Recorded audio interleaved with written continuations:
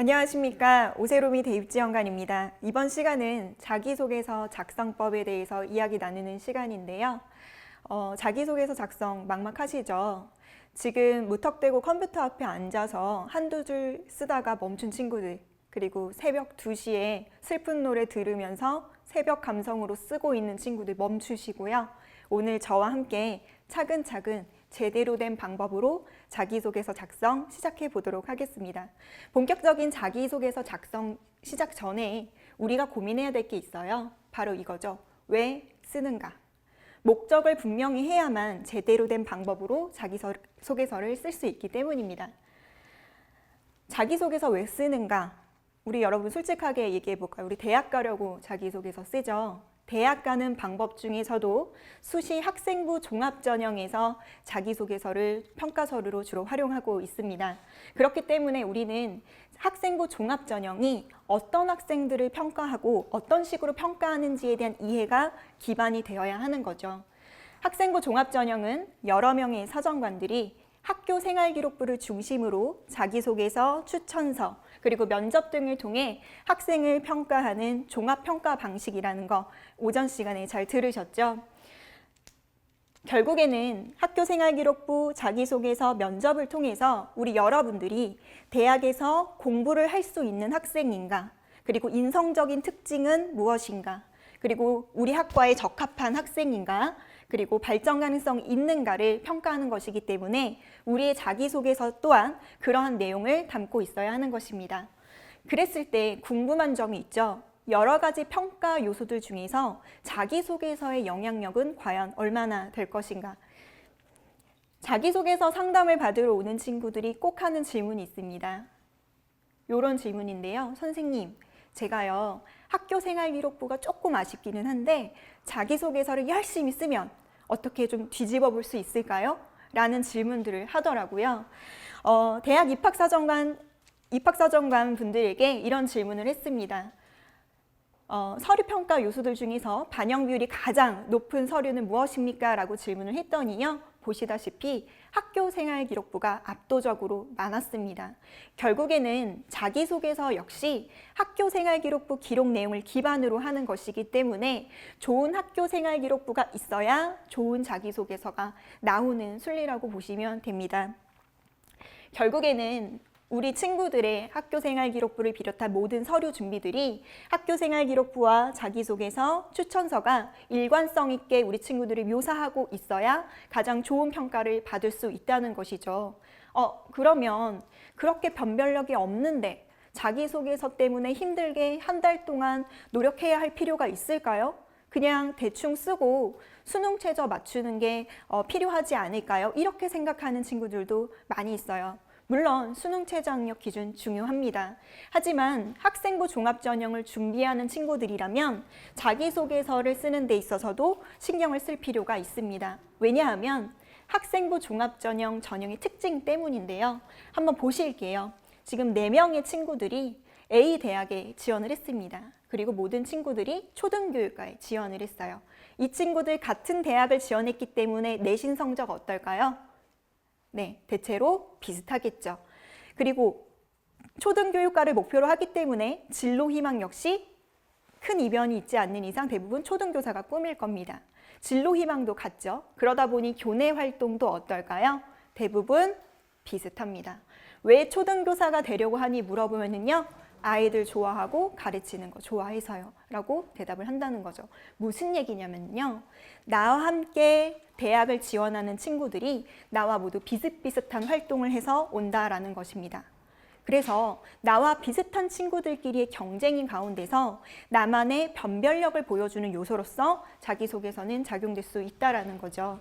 그래서 결국에는 좋은 학교 생활기록부가 전제된다는 하에 자기소개서는 유의미한 변별력을 가지고 있다라고 할 수 있겠습니다. 그러면 자기소개서에는 우리가 무엇을 담아야 할까요? 스타 기법에 대해서 소개하려고 해요. 스타 기법은요, 입학사정관들이 면접 시 흔히 사용하는 기법입니다. 서류의 진위 여부를 파악하기 위해서도 자주 활용하는 기법인데요.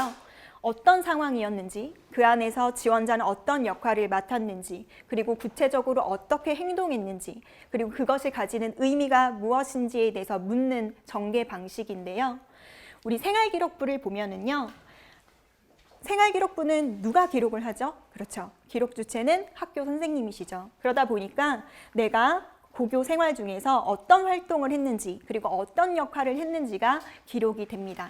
하지만 말 그대로 선생님이 기록하시다 보니까 구체적인 행동 사례나 이 활동이 나한테 끼친 영향들을 담기는 어렵다라는 거죠. 그래서 그러한 것들이 자기소개서에 담겨져서 학교 생활 기록부에 채 담지 못한 나의 의미와 가치들을 구체적으로 표현할 수 있는 평가 서류가 되는 것입니다. 그래서 자기소개서는 활동 내용과 역할 뿐더러 그 안에서 이루어진 행동 사례와 의미와 성장까지 담는다. 그래야만 나와 비슷비슷한 친구들과의 경쟁에서 내가 가지고 있는 개성들을 보여줄 수 있다는 것이죠.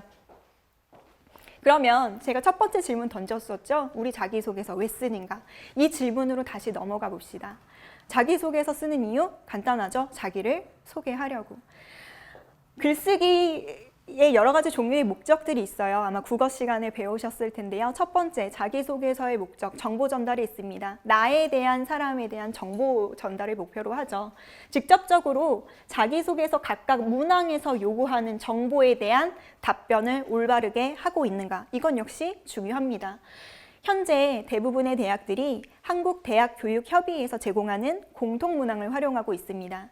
그 문항에서는 의미 있었던 학습 경험과 교내 활동들을 묻고 있는데요. 이 질문에 맞는 적합한 답변을 하고 있는지가 1차적으로 중요합니다. 그런데요, 여기서 끝나면 조금 아쉬워요. 예를 들어 볼게요. 상담을 하면서 자기소개서를 쓰기 위해서 학생, 고등학교 때 가장 의미 있었던 활동이 뭐예요? 라고 물어봤더니 저는 과학 실험했던 게 가장 기억에 남습니다. 라고 이야기를 하더군요. 그래서 왜 그 활동이 가장 기억에 남나요? 라고 이야기를 했더니요. 친한 친구들이 그 동아리에 다 들어갔대요. 그래서 실험보다는 친구들과 돈독한 우정들을 더 다질 수 있어서 본인한테 가장 의미가 있었다. 고등학교 생활을 후회 없이 즐거운 추억을 쌓았기 때문에 의미가 있다라고 이야기를 하더군요. 그래서 그렇구나. 친구한테는 그 활동이 그런 의미가 있구나. 이해는 했어요. 하지만 대학 평가자들은요. 여러분의 자기소개를 들은 다음에 이 질문에 대한 답을 내려야 돼요. 그래서 이 친구를 선발할 것인가.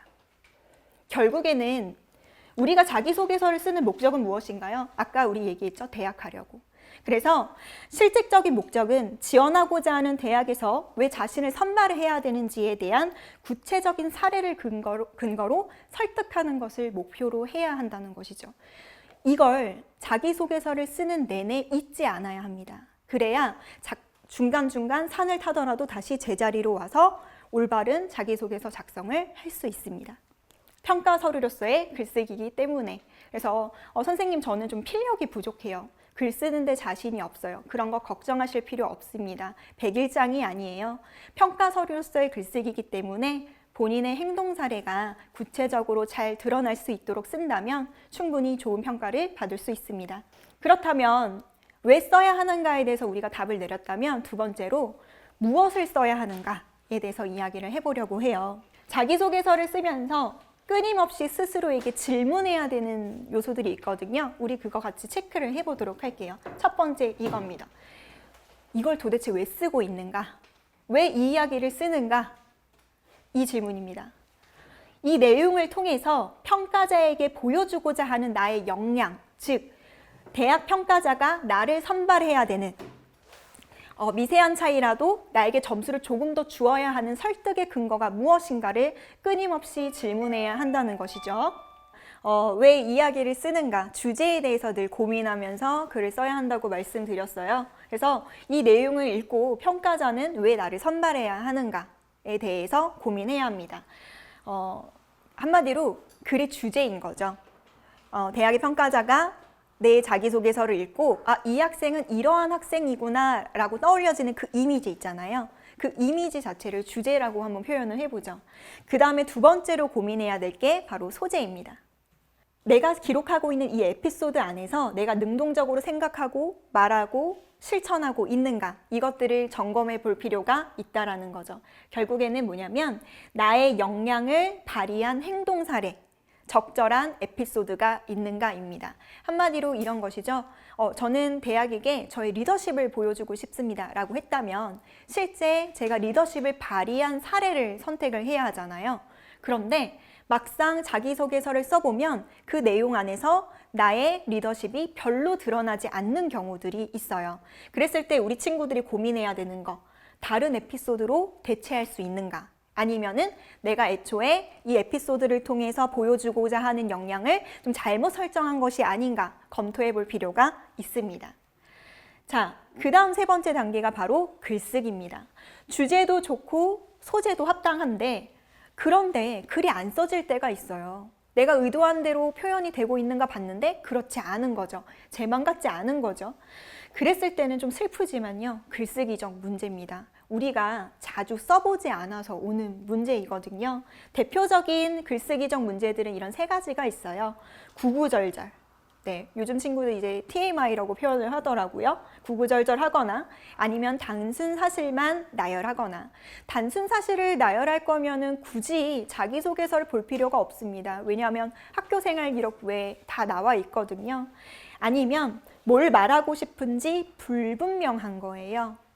그래서 친구들한테 아니면 학교 선생님들한테 가끔 내 자기소개서 어때? 보여주는 친구들이 있는데 유의하실 것은 친구들한테 보여주시면 안 됩니다. 선생님한테는 괜찮습니다. 근데 담임 선생님이 친구야, 너가 말하고자 하는 게 뭔지 잘 모르겠어. 무슨 얘기를 하려고 하는 거니? 이런 문제들이 있습니다. 그 다음에 활동보고서 같은 서술들.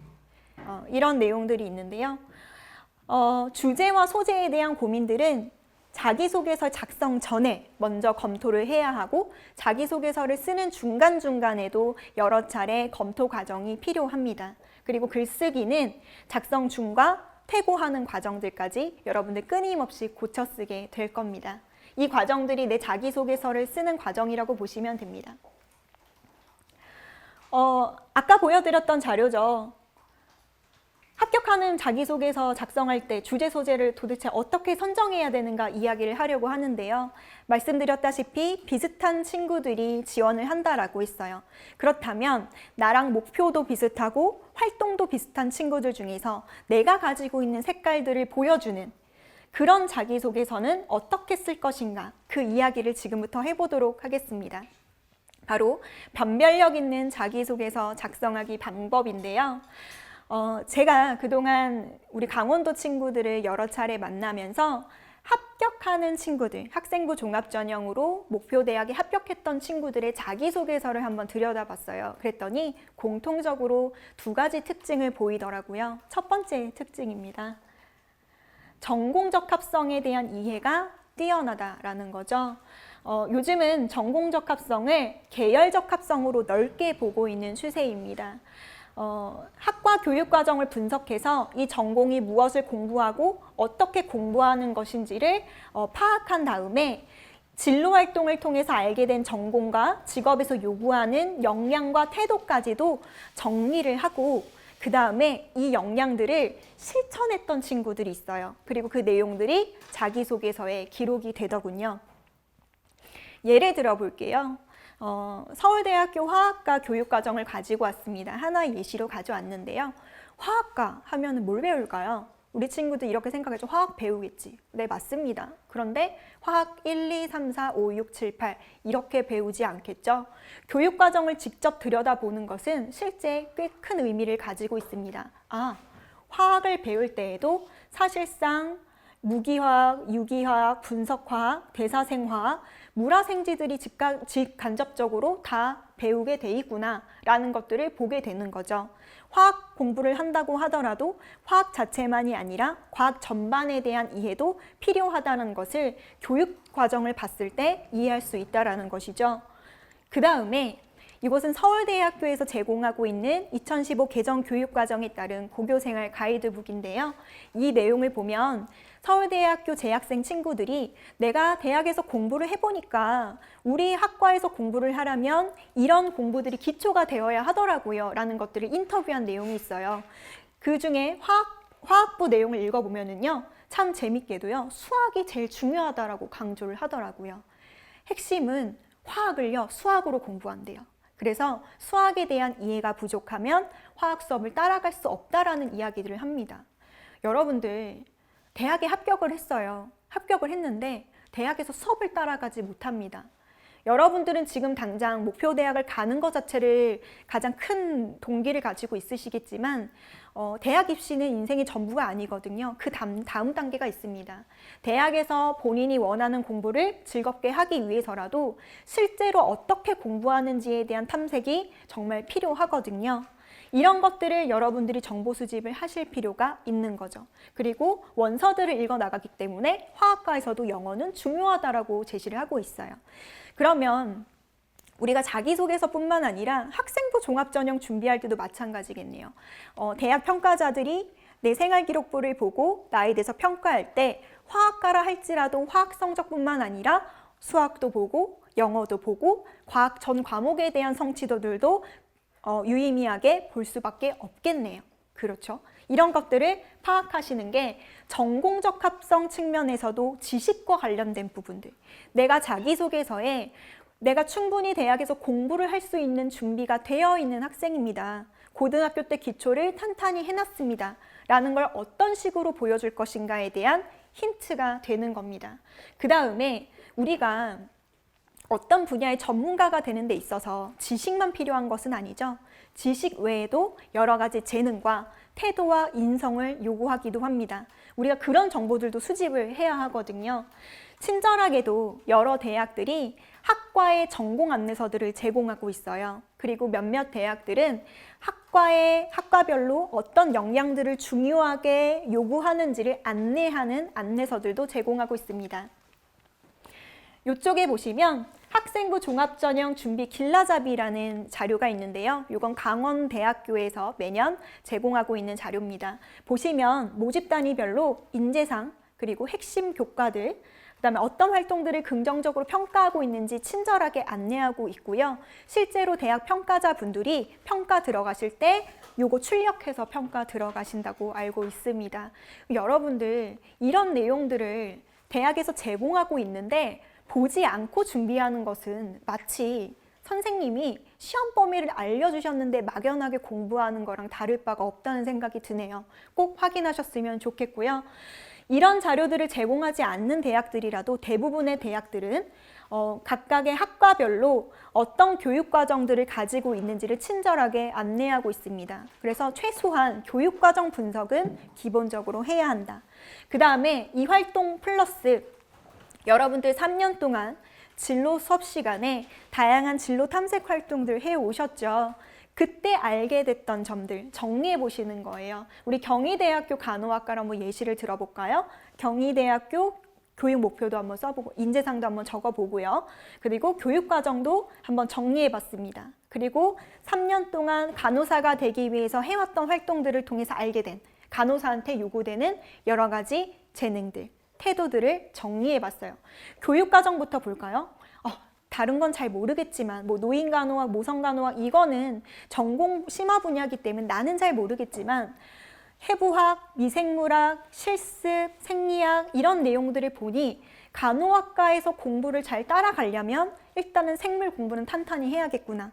답이 서시죠. 그리고 실습을 많이 하니까 내가 과학 실험들을 열심히 하는 것도 의미가 있겠구나. 이런 생각도 여러분들이 캐치하실 수가 있어요. 그 다음에 교육과정을 보는 게 또 의미가 있는 이유가 이런 거죠. 의사소통론을 배운다는 거예요. 대학에서 가르친다는 것은 실제 사회에 나갔을 때 그 덕목이 필요하기 때문에 가르치겠죠. 간호학과에서 의사소통론을 가르친다. 간호사한테는 커뮤니케이션 능력이 중요하다. 이것들을 얻으신다면 고민하시는 거예요. 왜 필요한가? 왜 커뮤니케이션 능력이 간호사한테 어떤 상황에서 필요한가? 이런 것들을 구체화하시고요. 이런 내용들을 정리하시는 거죠. 그런 다음에 어떻게 실천하셔서 활동들을 원래는 해오셨어야 하는 거고요. 우리 1, 2학년들은 해오시면 되고요. 우리 3학년들이 해왔던 활동들을 캐치하시면 됩니다. 간호학과라고 해서 나는 간호 동아리에서 했던 활동들, 생물 동아리에서 했던 활동들 말고는 쓸 게 없다고 생각했는데 내가 대인관계가 원만하고 의사소통을 원만하게 한다는 것도 좋은 평가를 받을 수 있는 이야기거리가 되겠구나라는 것들을 여러분들이 유추할 수 있는 것이죠. 자, 이렇게 정리한 내용을 가지고 우리가 이렇게 구조화해 볼 수도 있어요. 내 꿈을 이루기 위해서 필요한 지식적인 역량, 그리고 지식 외적 역량, 그리고 인성, 사회성으로 구분해서 어떤 역량이 필요하고 그 역량이 어떤 상황에서 왜 필요한지를 한번 구체적으로 적어보는 거죠. 그 다음에 내가 했던 활동들과 매칭시켜 보는 거예요. 그 다음에 이 내용을 가지고 자기소개서를 비로소 쓰는 겁니다.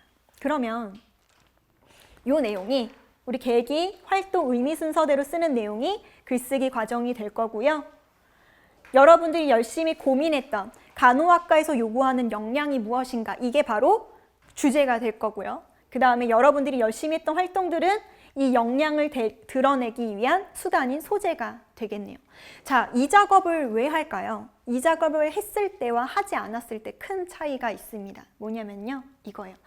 나는 간호학과를 갈 거야. 그리고 자기소개서를 써야지. 뭐 할까? 간호동아리 활동했던 거 쓰자.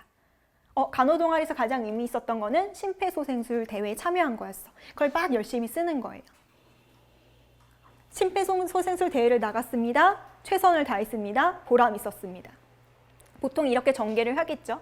그런데 문제는요, 심폐소생술 대회를요, 간호학과를 목표로 하는 친구들이 꽤 많이 한다라는 거죠. 아까 말씀드린 대로 별로 변별력이 없을 수도 있어요. 이 활동만 그냥 나열했을 때는. 그런데 우리 친구들이 주제에 대해서 고민을 했잖아요. 그럼 이렇게 얘기를 할 수 있죠. 심폐소생술 대회를 나가는 과정에서 대처 능력과 판단 능력을 기를 수 있었습니다. 실제로는 구체적으로 어떻게 대처 능력과 판단 능력을 발휘했는지 행동 사례를 쓰셔야겠죠. 그렇죠? 그러면 심폐소생술 대회를 통해서 이런 능력을 길렀습니다. 오류를 발견하는 과정을 통해서 실험과 탐구 정신을 기를 수 있었습니다. 3년간 매일 텃밭을 가꾸면서 책임감과 정신력을 기를 수 있었습니다. 그러니까 저를 선발해 주세요. 저의 장점을 봐주세요. 이렇게 성립되어야 하는 것이죠. 이해되셨나요? 어렵더라도 본인의 강점을 어필하는 것들을 우리 친구들이 꽤 낯간지러워해요. 근데 여러분들 자신을 좀 사랑하실 필요가 있습니다. 상담을 하면서 장점이 뭐니라고 물어봤을 때 답변을 잘 못해요. 단점이 뭐니 하면은 막 5가지, 10가지를 막 이야기합니다.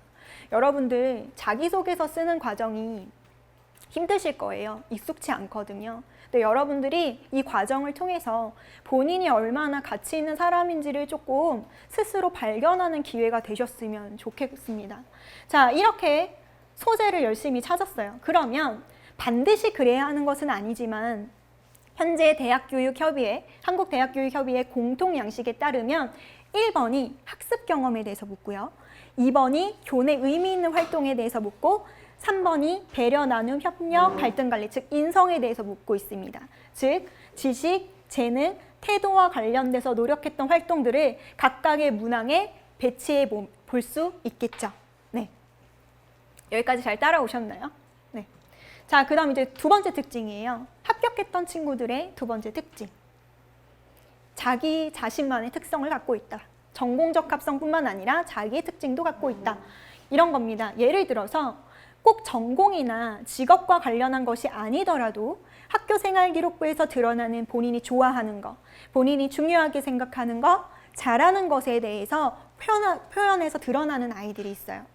예를 들어서 뭐 컴퓨터공학과를 가는 친구인데 문학책을, 현대문학을 읽는 걸 굉장히 좋아하더라고요. 그럼 읽어내고 보여주는 거죠. 그랬을 때 대학이 궁금해하는 것은 그랬던 경험들이 지원자에게 어떤 의미가 있는가, 이런 것들을 보여주면 됩니다. 직업을 통해서 성취하고자 하는 비전이 있는 친구들이 많더라고요. 예를 들어서 저는요, 대학 가면은요, 나중에 졸업하자마자 안정적 직장 갖고 싶어요. 저는 돈 많이 벌고 싶어요. 이런 동기도 물론 중요하죠. 그런데 그것만이 아니라 전공에서 다루는 내용에 대한 관심, 그 다음에 가치적인 측면에 포커스를 맞추는 친구들이 있어요. 물론 경제적인 부분들도 학과를 선택하거나 진로를 선택할 때 참 중요한 요소지만 그런 것들이 어느 정도 충족된다면 여러 가지 직업 중에서도 저는 이런 일을 통해서 제 가치를 시연해보고 싶습니다. 라는 목표를 갖고 있는 아이들이 있다는 거죠. 이것도 역시 뭔가요? 변별력 때문이에요. 화학공학과에 가겠다는 친구들의 90% 이상은 연구원이 되겠다고 합니다. 당연히 연구원이 되겠죠? 근데 무슨 연구를 하고 싶냐는 거예요. 또 대학 가서 어떻게 공부를 해볼래? 학업계획, 진로계획 물어보면요. 열심히 공부하고 스펙 쌓아서 연구소에 취업하는 게 제 꿈이에요. 이 이상을 쓰지 못합니다. 근데 여러분들 이 비전에 대해서 구체화되어 있는 친구들은 특히 자기소개서 4번 자율문항을 작성할 때 굉장히 큰 도움이 되거든요. 왜냐하면 보통 학업계획과 진로계획을 질문하기 때문이에요. 우리가 어렵지만 피해갈 수 없는 고민 중에 하나입니다. 자, 그러면 실제로 이러한 특성을 보였던 친구의 사례를 하나 보여드리도록 할게요. 우리 강원도 학생이요. 자랑스러운 우리 강원도 학생이고요. 미디어 커뮤니케이션, PD가 꿈인 친구였고 여러 대학들의 미디어 커뮤니케이션 학과를 합격을 했습니다. 6개를 종합 전형으로 지원을 했고요. 성균관대를 제외하고 모든 대학을 합격을 했습니다. 그 중에서 한양대학교 같은 경우에는 45대 1을 뚫고 합격을 했었던 친구예요. 이 친구의 활동을 보면은 이렇습니다. 보통 미디어 커뮤니케이션 학과를 목표로 하는 친구들이 영상 제작 활동을 많이 해요. PD가 꿈이기 때문에 아무래도 전공과 관련된 활동들을 열심히 하죠. 그런데 이 활동뿐만 아니라 이상하게도 이 친구는 사회 문제, 그 중에서도 사회적 소수자와 관련된 활동들을 굉장히 깊이 있게 그리고 열심히 해왔습니다. 그러면서 이 친구가 다큐멘터리 PD가 되고 싶다고 하더라고요. 그러면 우리 이 친구 만나본 적 없잖아요. 근데 한번 질문을 던져보는 거예요. 이 친구는 왜 다큐멘터리 PD가 되려고 할까? 근데 괜히 짐작이 되시죠? 잘 모르겠지만 아마 사회적 문제들을 다루는 그런 프로그램을 만들지 않을까 생각이 되시죠? 네, 맞습니다. 이 친구는 사회 문제를 개선하고 싶어요. 근데 그거에 대한 수단으로 언론을 선택했습니다. 과거에는 펜을 통해서 사회적 문제들을 고발했다면 지금은 더 직관적이고 빠르게 정보를 전달할 수 있는 언론을 활용하겠다는 목표를 가진 학생이었어요. 그래서 그냥 PD가 아니라 사회 문제를 개선하는데 쓰임을 받고 싶다 이런 식으로 전개를 하는 친구였고요. 중요한 것은 자기소개서에서 말만 그렇게 하는 게 아니라 실제 학교 생활기록부 활동에서도 그와 같은 활동들이 기술되어 있었다라는 겁니다.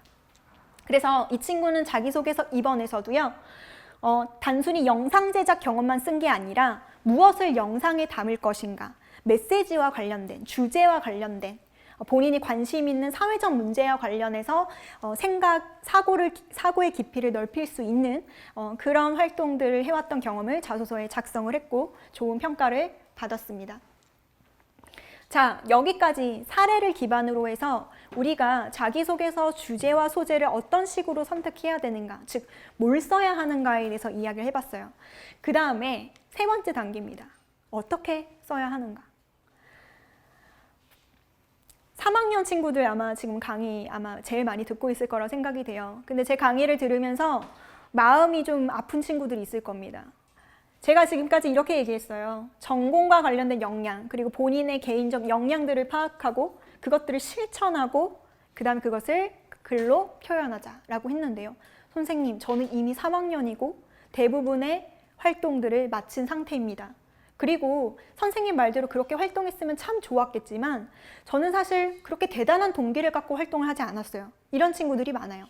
열심히는 했는데 내가 이 활동을 통해서 어떠한 역량을 길러야지 이렇게 탐색하고 실천한 건 아닙니다. 그래서 강의를 듣고 나니까 내 학교 생활 기록부 보니까 더 답답해요. 쓸 게 없어요. 고민하는 친구도 있어요. 선생님, 저는 계기가 특별하지 않았어요. 그렇게 멋지게 활동을 한 건 아닙니다. 그런데 여러분들 괜찮습니다. 대부분 친구들이 그래요. 그런데 여러분들이 열심히 했다면 처음 시작할 때 계기는 훌륭하지 않았어도요. 분명히 그 안에서 배우고 성장한 것들이 있습니다. 그것들은 선생님이 보증할 수 있어요. 그런 친구들이라면 우리는 이 자기소개서를 이렇게 쓸 겁니다. 우리 3학년들은요. 이렇게 갈 거예요. 먼저 행동 사례부터 찾는 거예요. 내가 주도적으로 열심히 했던 경험들을 먼저 찾습니다. 그 다음에 그 활동에서 내가 성장하고 깨달았던 부분들을 찾는 거죠. 의미 부여를 할 겁니다. 그 다음에 기록하는 순서로 갈 거예요. 우리 3학년 친구들은 이렇게 전개하셔야 글이 빨리 써집니다. 자, 그러면 구체적으로 한번 가볼까요? 행동 사례를 찾아라라고 했는데요. 우리는 소재들, 학교 생활 기록부를 딱 펼쳐놓고 내가 해왔던 다양한 활동 경험들 중에서도 동적인 활동들을 먼저 찾을 거예요. 동적인 활동은 크게 두 가지로 구분해 보겠습니다. 동적인 생각과 동적인 행동. 동적인 생각이라는 게 뭔지 한번 보여드릴게요. 예시로요. 상담했던 우리 강원도 학생인데요.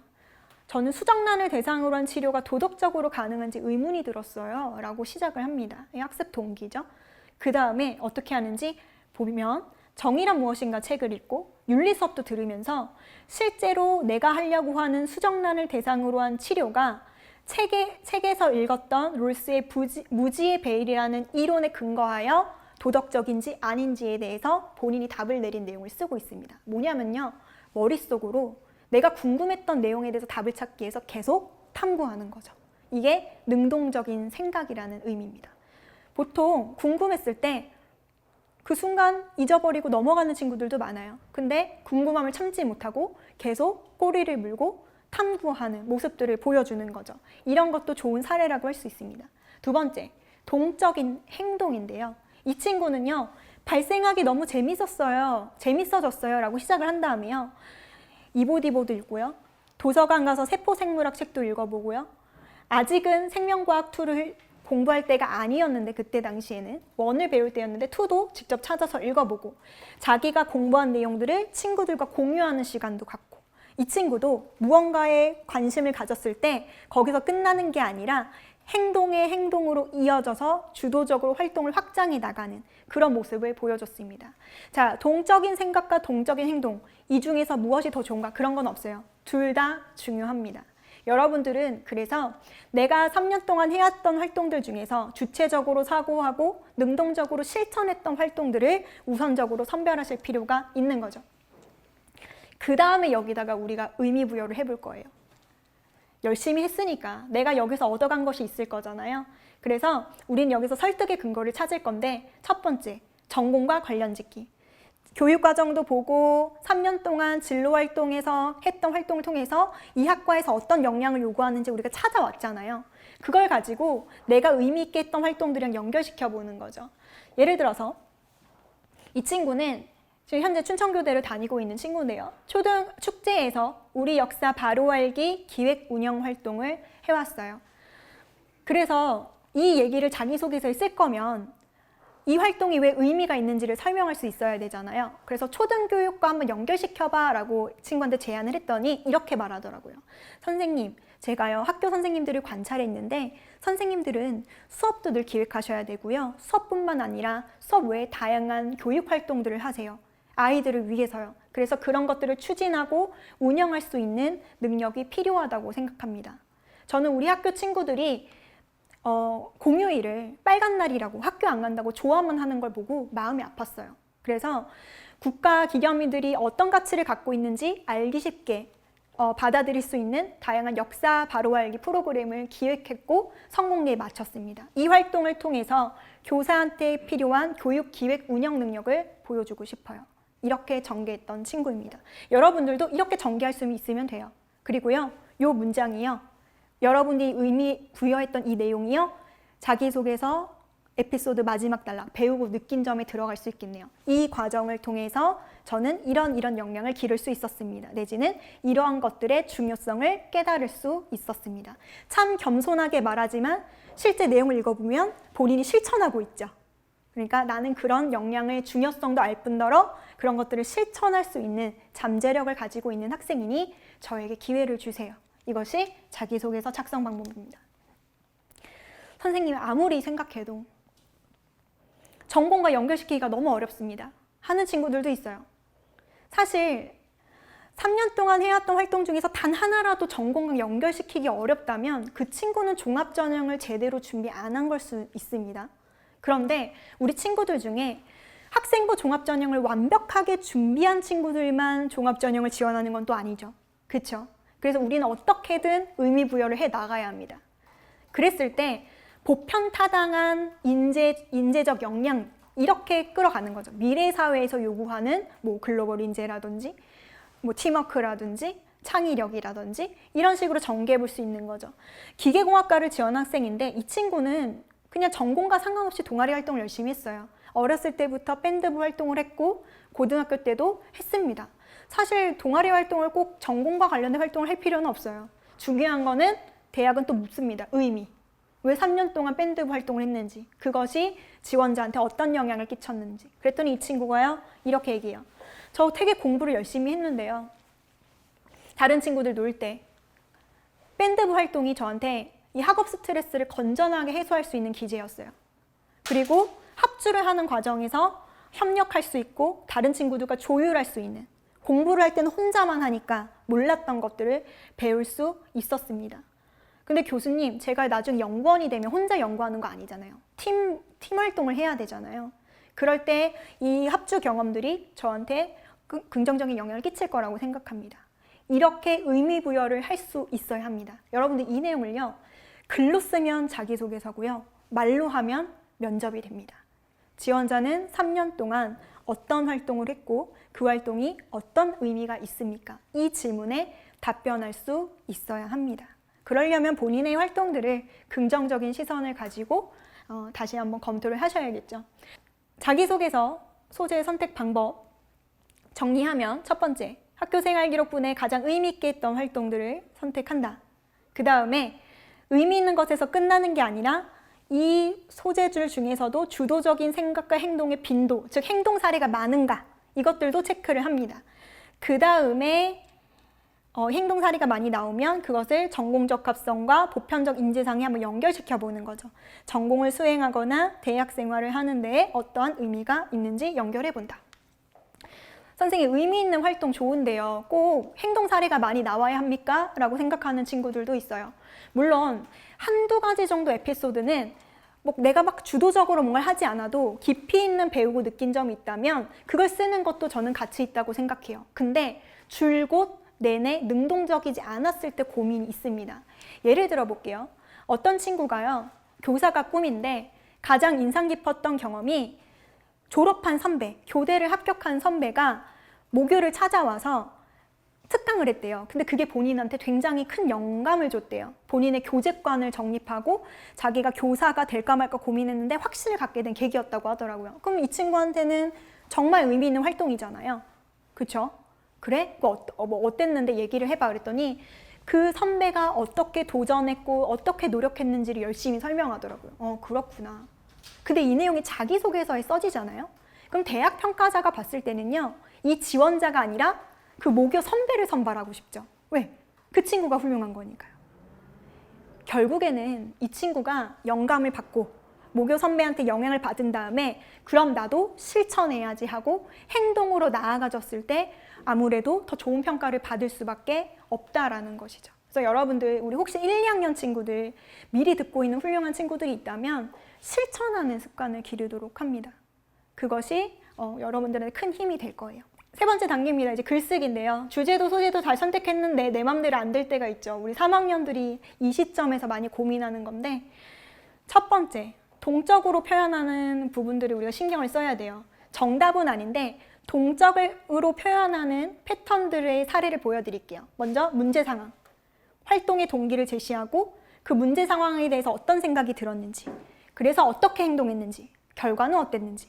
근데 우리가 한 번에 의미 있는 노력을 했을 때 바로 의미 있는 결과가 도출되나요? 아니죠. 보통은 끝없는 시행착오의 반복인 경우가 많아요. 그래서 시행착오가 있었으면 거기에 대해서 한번 성찰해 보는 거예요. 왜 실패했는가? 왜 뜻대로 안 됐는가? 그거에 대해서 보완한 행동, 최종 결과, 이거에 따른 배우고 느낀 점. 이런 식으로 전개를 하면 이 친구는 주도적으로, 능동적으로 문제를 해결하려고 하는구나. 이런 모습들을 보여줄 수 있습니다. 우리 학생부 종합전형 평가 요소 중에서 발전 가능성, 자기주도성이라는 요소들이 있는데요. 이런 패턴을 통해서도 보여줄 수 있어요. 문제가 있을 때 고민하고 실천하고 실패했더라도 다시 분석해서 또다시 도전하는 모습들. 이런 것들로 능동적인 글쓰기를 할 수 있습니다. 실제 사례를 보여드릴게요. 생물학에 흥미가 생겼대요. 동기죠. 그래서 어떻게 했는가? 진화 생물학에 대한 지속적인 독서를 했다. 그랬는데 여기서 성찰이 살짝 들어가요. 그동안은 진화 생물학과 관련된 유명한 학자들 책만 읽었다는 거예요. 근데 인문학 강의를 들으면서 넓게 파는 게 깊게 파는 것이다 라는 내용을 듣고 이 친구가 자극을 받은 거죠. 그 뒤로는 그 마이너한 내용들, 그 유명한 학자가 아닌 다른 진화생물학에 대한 다른 시각을 갖고 있는 학자들의 책들까지도 넓게 읽기 시작했다. 그리고 그것이 본인이 어떤 연구 주제를 보는 시각을 넓히게 해줬다라는 이야기를 담고 있습니다. 어떻습니까? 무언가에 대해서 관심을 가졌을 때 주도적으로 도전하는 모습들, 능동적으로 보이죠.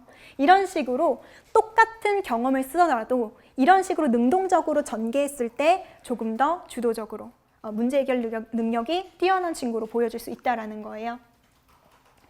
자, 그 다음에 동적으로 표현하는 거 얘기했고요. 두 번째, 논리적으로 써야 돼요. 가끔 선생님 저 학교 생활기록부도 좋고 자기소개서도 열심히 썼는데 왜 떨어졌는지 모르겠어요 하는 친구들 자기소개서 가만히 읽어보면 비논리적인 경우들이 많더라고요. 논리적이라는 게 뭐냐면 말 그대로 앞뒤가 맞아야 된다는 거예요.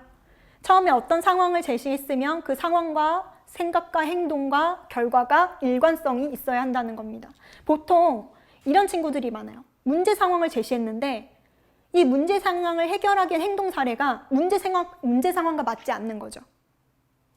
얘는 왜 친구랑 싸우는 걸 해결한다고 하면서 급식실 줄서기, 올바른 줄서기 활동에 뭐 노력을 했지? 근데 그게 직접적인 갈등의 그 결정적인 동기가 아니었는데 의아한 이런 식으로 전개하는 친구들이 있어요. 의식의 흐름대로 쓰는 친구들. 그 다음에 행동 사례에 근거했을 때 배우고 느낀 점이 타당하지 않은 경우. 이것도 마찬가지입니다. 활동 내용을 보면은 이 친구 굉장히 창의적이에요. 근데 배우고 느낀 점에서 저는 여기서 겸손을 배웠습니다. 뭐 이렇게 좀 좋은 말이긴 한데 둘 다 좋은 말이에요. 그런데 앞에 있는 내용과 맞지 않는 인과관계가 맞지 않는 내용들이 보여지는 경우들이 있거든요. 이런 것들도 명확하게 확인하고 전개를 해야만 합니다. 논리적으로 전개를 하셔야 돼요. 왜냐하면 대학 사정관들은요, 평가 서류를 빨리빨리 읽어냅니다. 그래서 쉽게 읽혀지고 바로바로 이해가 되어야만 좋은 평가를 받을 수가 있어요. 자, 글쓰기 마지막으로 가독성을 높여야 됩니다. 우리 3학년 친구들이 자주 놓치는 실수 중에 하나인데요. 더 중요한 정보는 자세히, 덜 중요한 정보는 간단히 기술할 수 있어야 하는 것이죠. 자, A와 B 자소서를 한번 보여드릴게요. 글자 수는 얼추 봐도 비슷하죠. 그리고 두 학생이 이제 같은 경험을 했던 내용이에요.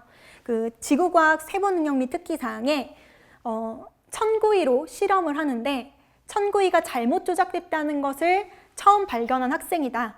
이처럼 이 친구는 논리적으로 문제를 바로 잡을 줄 아는 학생이다라고 세특에 선생님이 써주셨어요. 그 내용을 가지고 자소서를 쓰려고 하는 거예요. 자, 여러분들이 봤을 때 A와 B 중에서 어떤 서술에 점수를 더 주시겠습니까? 어떤 학생이 더 뛰어나 보이나요? 5초 드릴게요. 여기서 보여주고자 하는 것은 문제를 바로잡는 능력이라고 하는 거죠. 근데 문제를 바로잡는 능력을 가지고 있다, 논리적으로 바로잡을 줄 안다 라고 선생님이 나를 평가해 주셨어요. 그러면은 이때부터 우리는 분석해야 돼요. 왜 선생님이 나한테 이런 평가를 해줬을까? 천구이가 잘못됐다는 걸 발견했기 때문에. 그럼 나는 어떻게 발견할 수 있었을까? 다른 애들은 발견을 못하는데 자기를 돌이켜보는 거죠. 난 평소에 매뉴얼을 읽어오니까. 그랬으니까 나는 문제를 발견할 수 있었어. 이 부분을 캐치해서 기록해야 한다는 거죠. 근데 A 기록 보시죠. 지구과학 시간에 천구이로 실험한 경험이 의미 있다. 우리 조원은 5명이다. 나는 조장이다. 실험을 하고 보고서를 작성해서 결과를 발표했다. 이 활동을 통해 문제 해결 능력을 길렀다. 문제 해결 능력을 길렀다라는 말을 직접적으로 쓰고 있지만 앞에서 서술하는 내용에서는 실제로 문제를 해결하는 모습들은 보여지지 않는 거죠. 그렇죠? 근데 비슷한 글자 수임에도 불구하고 B 글에서는 실험 과정을 나는 미리 숙지한다. 그런 습관 때문에 나는 발견할 수 있었다. 심지어 여기 인성도 살짝 들어갑니다. 정중히. 선생님이 기분 상하시지 않게 정중히 잘못됐다는 걸 말씀드리고 그래서 선한 영향력까지 갑니다. 나만 실험을 제대로 하는 게 아니라 모든 반 아이들이 실험을 제대로 할 수 있게끔. 네, 약간 과장해 보자면 인성까지도 평가받을 수 있는 내용일 수 있다라는 거죠. 자, 이거 굉장히 중요한 내용이에요. 왜냐하면 자기소개서에 글자 수 제한이 있습니다. 글자 수 제한이 있기 때문에 하고 싶은 얘기를 다 할 수 없어요. 정해진 분량 안에서 나의 역량을 보여주어야 하기 때문에 무엇을 구체적으로 쓸 것인가에 대한 선택을 해야 합니다. 이것을 학교 선생님과 상담을 통해서 덜어내고 중요한 것들을 살을 붙이는 작업들을 하셔야 하는 거죠. 자, 두 번째, 두괄식으로 써야 한다. 이런 얘기 많이 들어보셨죠? 우리나라 사람들의 특징이 중요한 얘기가 항상 좀 뒤에 나오는 경향이 있어요. 뭐 배우고 느낀 점도 보통 뒤에 나오고 실제로 중요한 내용을 담고 있습니다. 그런데 대학 평가자들은 하루에 수십 명의 학생들을 평가하기도 해요. 그래서 중요한 얘기를 먼저 탁 던져서 읽고 싶게 만들어야 합니다. 이 친구 한번 볼게요. 초등교육과 자기소개서 4번인데요. 결국에는 아이들과 함께 하면서 표정 그리기 수업을 하면서 아이들의 다양한 표정들을 보고 그런 것들을 관찰하는 힘을 기르는 거의 중요성을 알게 됐다, 이 얘기를 하고 있습니다. 그런데 그 얘기를 본격적으로 들어가기 전에 첫 문장을 이렇게 만드는 거죠. 초등교사는 말로 표현하지 않는 아이의 표정을 읽어주는 능력이 필요합니다 라고 툭 던지는 거예요. 왜? 질문 자체가 이거였죠. 초등교사한테 필요한 자질이 무엇입니까? 초등교사한테 필요한 자질은 표정을 읽어주는 능력입니다. 이렇게 바로 즉답하는 것처럼 두괄식으로 핵심을 던지는 거죠. 그럼 이제 궁금하겠죠. 표정을 읽어주는 거? 그게 무슨 의미일까? 교수님이 읽게 된다는 거예요. 여러분들 처음부터 두괄식으로 쓰려고 하지 마시고요. 기본적으로 주제, 소재, 글쓰기 작업을 다 끝내고 나면 내가 여기서 표현하고자 하는 말을 한마디로 한번 정의해 본다면 어떻게 할 수 있을까? 마지막 단계에서 두괄식으로 마무리를 하시면 됩니다. 네, 마지막으로 4단계입니다. 그럼 실제 문항별로 작성하는 거. 자기소개서 공통양식, 현재 우리 고3 기준으로는 학업에 기울인 노력, 학습 경험 1000자, 고교 재학 기간 중 의미를 두고 노력했던 교내 활동 1500자, 학교 생활 중 배려, 나눔, 협력 등을 실천한 사례 1000자, 이렇게 되어 있고요. 갈등 관리가 빠졌네요. 자, 그 다음에 자율문항은 말 그대로 자율이라서 대학에 따라서 없기도 하고 있기도 합니다. 그리고 글자 수도 1000자, 1500자 다양하고요. 이런 것들을 체크하셔야 되는데요. 자, 자기소개서 양식을 목표하는 대학의 모집 요강에서 다운로드 받으실 수 있어요. 보시면 제일 먼저 체크해야 하는 것이 기재하면 0점 처리되는 항목이죠. 쓰지 말라는 거 안 쓰면 되는 겁니다. 여기에 나와 있는 거 꼭 체크하시고요. 그 다음에 불이익을 받는 요소들도 기록이 되고 있어요. 작년부터 지원자의 성명, 출신고교, 부모님, 친인척의 실명을 포함한 사회적, 경제적 지위, 이런 것들을 암시하는 내용을 기재할 경우 평가에 불이익을 받을 수 있다. 이런 것들 기재를 금한다라고 되어 있으니 꼭 체크하시고 확인하시고요. 유사도 검색도 합니다. 한마디로 베껴 쓰시면 안 됩니다. 컨닝 위험합니다. 더더욱 위험한 것은 뭐냐면요. 베낀 친구뿐만이 아니라 보여준 친구도 문제가 됩니다. 저는 안 보여줬는데요. 친구가 몰래 봐도 내 것과 유사도 검색이 걸리면은요. 나한테도 불이익이 와요. 그래서 아무리 돈독한 사이여도 자기소개서는 철저히 따로 쓰셔야 됩니다. 그리고 본인 거 관리 잘 하셔야 되고요. USB 관리, 메일 관리 단단하게 하셔야 됩니다. 그 다음에 친구랑 함께 하는 것은 면접에서 하시면 돼요. 자, 그럼 1번 문항 본격적으로 가보죠. 1번 문항은 학습에 대해서 묻고 있다라고 말씀을 드렸죠. 학업 역량에 대해서 쓰면 될 텐데요. 보통 학업 역량에 뭘 쓰냐면 성적 향상 과정, 꾸준히 높은 성적 유지했던 거, 그 다음에 자신의 공부 방법 및 계획 수립했던 거, 성취 과정, 이런 것들을 보통 씁니다. 그 다음에 세 번째로 지적 호기심을 가지고 탐구했던 경험들을 쓰는데요. 딱 봐도 노란색으로 처리한 거 뭔가요? 지적 호기심을 발휘했던 경험. 이 소재를 추천할 수밖에 없습니다. 이유는요. 성적 향상을 위해서 노력하는 학습 과정은요. 우리 고등학교 친구들의 학습 방법이 대체로 다 비슷해요. 어떤 친구는 자기는 코넬식 노트를 방법을 활용했다, 하브루타 방법을 썼다, 이런 얘기들을 쓰는 친구들이 있어요. 그러면 그 내용을 읽으면 저는 이제 코넬을 선발하고 하브루타 수업 방식을 개발한 분들을 선발하고 싶죠. 여러분들 그 내용을 적용했다고 해서만 좋은 평가를 받기는 조금 어렵다라는 겁니다. 그래서 어떤 주제를 가지고 어떻게까지 탐구해 봤는가 이 내용을 소재로 추천을 합니다. 이해하고 적용했던 경험, 질문하고 발표했던 경험, 과제를 수행했던 경험, 하루짜리 일시적인 활동보다는 꾸준히 지속했던 경험, 이런 경험들을 활동으로 썼을 때 좋은 평가를 받으실 수가 있어요. 이유는요, 대학에서 그렇게 공부합니다. 여러분들 2등급에서 1등급을 받기 위해서, 3등급에서 2등급을 받기 위해서 공부하는 과정은요, 대학에서는 크게 의미가 없어요. 대학은 그렇게 공부하지 않거든요. 하나의 주제를 가지고 프로젝트 수업을 하고 고민을 하고 탐구하는 방식으로 가고 있습니다. 그래서 여러분들도 그런 식으로 공부할 수 있다는 걸 보여주시면 돼요. 그래서 본인이 가장 좋아하는 주제를 가지고 가장 재밌게 공부했던 경험을 쓰시면 되고요. 우리 1, 2학년들은 선생님 저는 그렇게 공부했던 적이 없어요 라고 한다면 이번 기회에 그런 탐구 경험들을 가지셨으면 좋겠어요.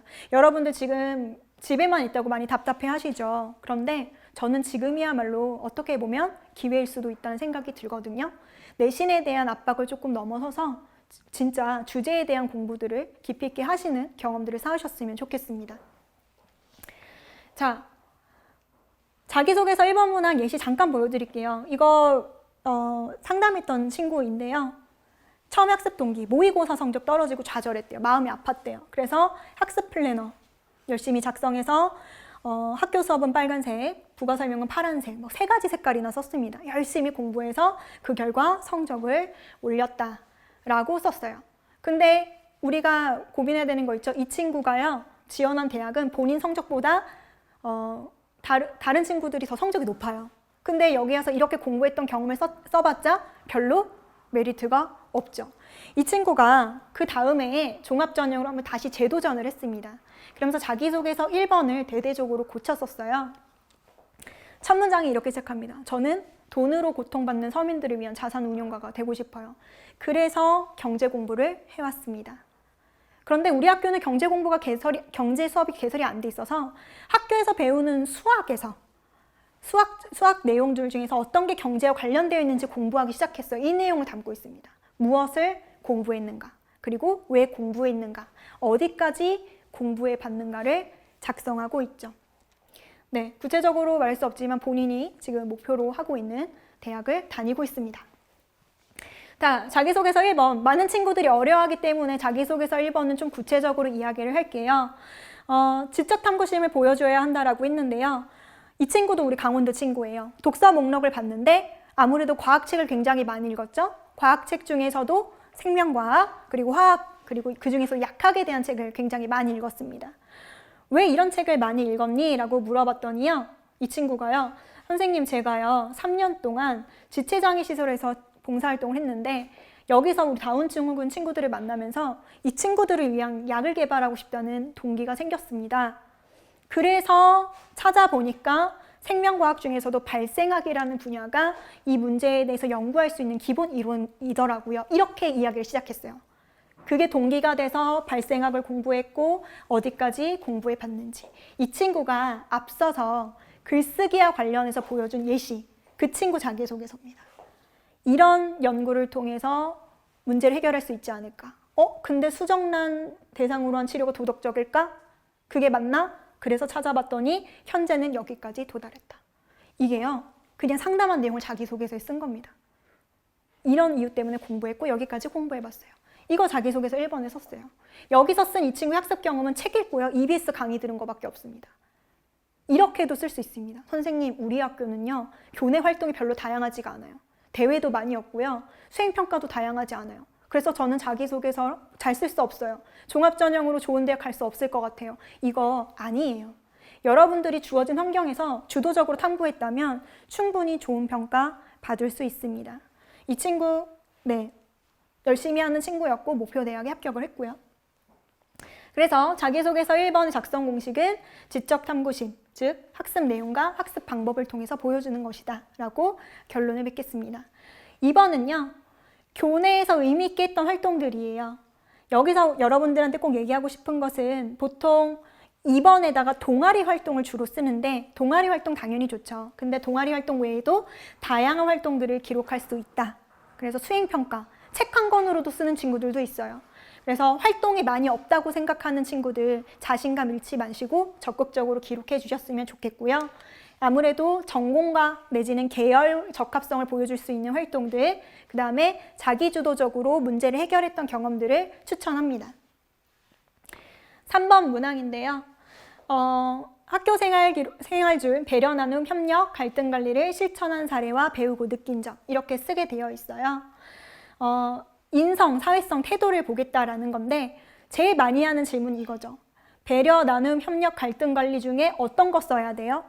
관계 없습니다. 굳이 구분하실 필요 없어요. 그냥 여러분의 인성을 보여주시면 됩니다. 그 다음에 계속 착한 생각만, 사회는 이렇게 바뀌어야 됩니다. 저는 이런 생각이 들었습니다. 라고 보이지 않는 것들만 막 기술하는 친구들이 있는데요. 여기서 키워드는 실천 사례죠.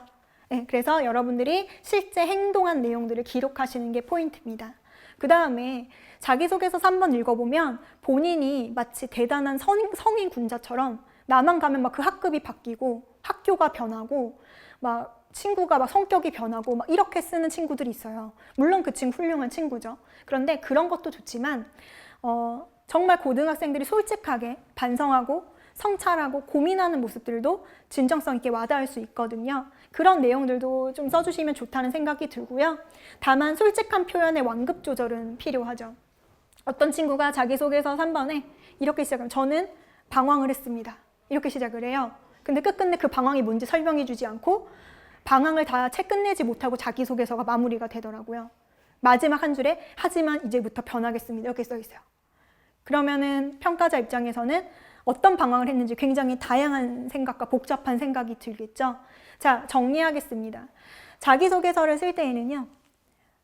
무엇을 더 중요하게 써야 되는가? 나한테 좋은 평가를 받을 수 있는 유리한 정보들. 그건 거짓말이 아니죠. 내가 가지고 있는 다양한 카드들 중에서 이 전공을 고렸을 때 더 좋은 카드들을 꺼내는 건 전략이지 거짓이 아닙니다. 그리고 내가 가지고 있는 단점들 중에서도 덜 불리한 단점을 꺼내는 것. 단점은 간단하게 기술하고 그걸 극복하기 위해서 노력했던 활동들을 더 많이 쓰는 것. 이런 것들은 하나의 표현하기 전략입니다. 이런 전략들도 우리 강원도 친구들이 가져가셨으면 좋겠어요. 나머지 내용들은 한번 읽어보시고요.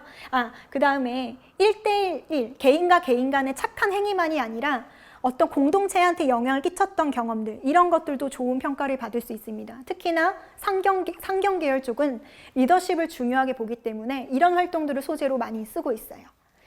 체크하시고요. 마지막입니다. 자율문항인데요.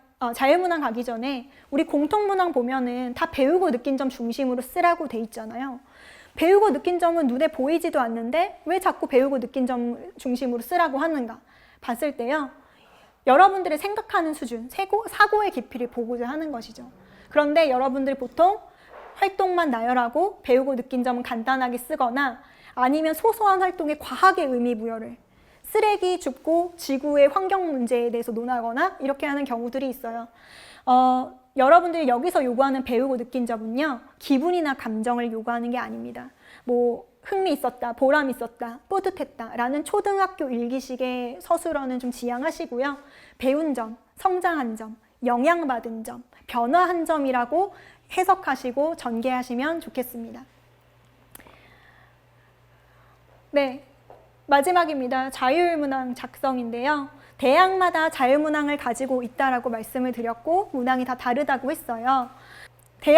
자율문항을 설정하고 있지 않는 학교들은 상관이 없겠지만 굳이 설정한 대학은 그 문항을 중요하게 보겠다라는 거죠. 그래서 자기소개서 4번은 자기소개서 문항 중에서도 중요한 요소로 포함이 됩니다. 이건 2020학년도 기준이니까 올해 모집 요강이 나오면 반드시 한 번 더 체크를 하시고요.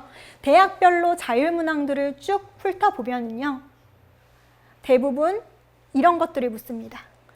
과거, 여러분들의 환경, 성장 환경, 그 다음에 지원 동기, 그리고 현재 진로 관련해서 어떤 노력과 도전을 했는지, 그리고 본인이 어떤 역량을 전공과 관련해서 가지고 있는지, 그리고 앞으로는 어떻게 할 건지 여러분들의 과거, 현재, 미래를 궁금해하고 질문하고 있어요.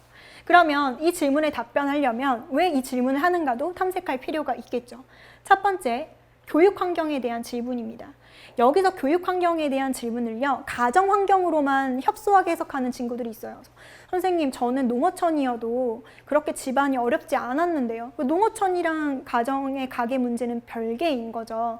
대학도 그걸 의미하는 게 아닙니다. 본인이 가지고 있는 지역적 상황들이, 환경적 상황들이 본인한테 어떤 영향을 끼쳤는가로 넓게 해석하셔도 돼요.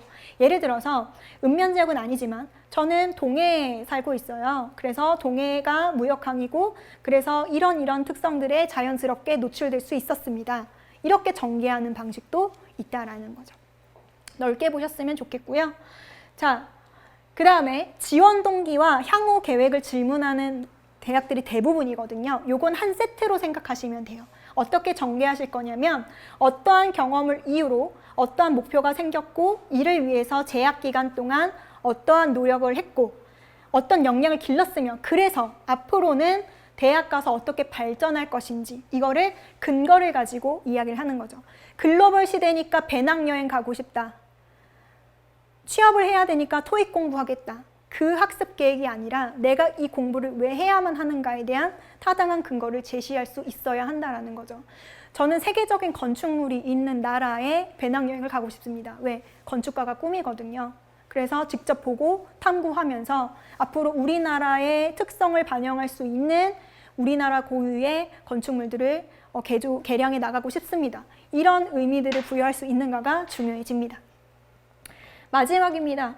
선발해야 되는 이유를 질문하는 대학들도 있어요. 좀 도도하죠. 이것도 중요합니다. 본인의 재능과 관심과 열정을 어필하는 건데요. 자신의 장점을 근거로 들어서 표현할 만큼 자기 이해가 충분한가. 네, 그래서 자신의 장점을 알고 더욱 개발하고 부족한 점을 인지하고 극복해 나간 학생들은 앞으로도 발전 가능성이 있다고 판단을 하는 것이기 때문에 우리 친구들이 이 질문에 답변하기 위해서 아까 말씀드린 대로 본인의 강점이 무엇인지 어떤 것들을 중요하게 생각하고 있는지 자기소개서를 쓰는 경험을 통해서 한번 되짚어 보셨으면 좋겠습니다. 자기소개서 쓰는 거 참 낯설고 어렵고 힘들겠지만 살아가면서 한 번쯤은 꼭 필요한 과정이라고 생각이 됩니다. 그래서 여러분들이 이 과정들을 힘겹게만 생각하지 마시고 꼭 즐거운 마음으로 멋진 자기소개서를 써내셨으면 좋겠습니다. 저희 강원도 교육청 대학입시지원관과 강원진학지원센터도 열심히 돕도록 하겠습니다. 수고하셨습니다.